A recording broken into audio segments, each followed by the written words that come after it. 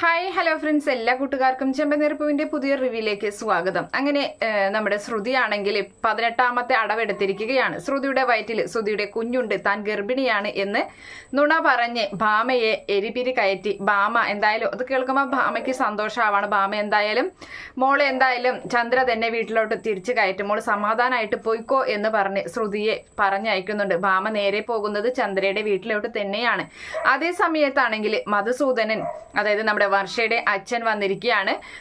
സ്വഭാവമൊക്കെ മാറ്റി നല്ല രീതിയിലുള്ള പെരുമാറ്റവും കാര്യങ്ങളോ എല്ലാം തന്നെയാണ് രവീന്ദ്രനോട് എല്ലാവരോടും. എന്തായാലും അവരോടൊക്കെ യാത്ര പറഞ്ഞ് അവിടെ നിന്നും പടിയിറങ്ങുകയാണ്. അപ്പം തൻ്റെ ഏറ്റവും അടുത്ത സുഹൃത്തായിരിക്കും ഇനി രവി എന്നിങ്ങനെ മധുസൂദനൻ രവിയുടെ മുഖത്ത് നോക്കി തന്നെ പറയുന്നുണ്ട്.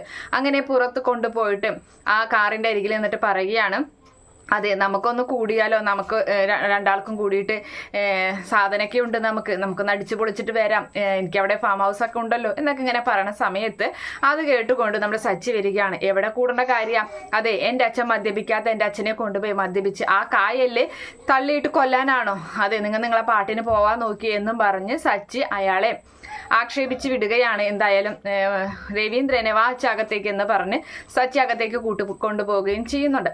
അതേ സമയത്ത് ഭാമ വന്നിട്ട് പറയുന്നുണ്ട്, നിങ്ങൾക്ക് എല്ലാവർക്കും ലഡു ഒക്കെ കൊടുക്കുകയാണ്.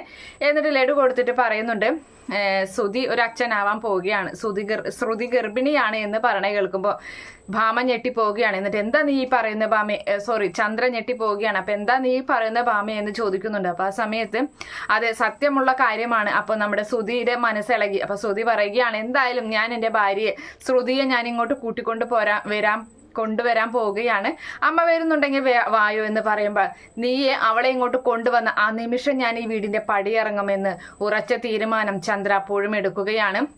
എന്തായാലും ചന്ദ്രയും ശ്രുതിയും കട്ടയ്ക്ക് ഫൈറ്റ് ചെയ്തുകൊണ്ടിരിക്കുകയാണ്. തനിക്ക് അകത്തേക്ക് കയറാനും അവളെ ഇങ്ങോട്ട് കയറ്റില്ല എന്ന് ചന്ദ്രയും പ്രതിജ്ഞ എടുത്തിരിക്കുന്ന പോലെയാണ്. എന്തായാലും കാത്തിരുന്ന് കാണാം. അടുത്ത ആഴ്ച നാളത്തേക്ക് റിവ്യൂ ആണിത്. ഈ റിവ്യൂ ഇഷ്ടപ്പെടുകയാണെങ്കിൽ ഈ ചാനൽ ഒന്ന് സബ്സ്ക്രൈബ് ചെയ്ത് സപ്പോർട്ട് ചെയ്യണേ. Okay friends, bye, thank U.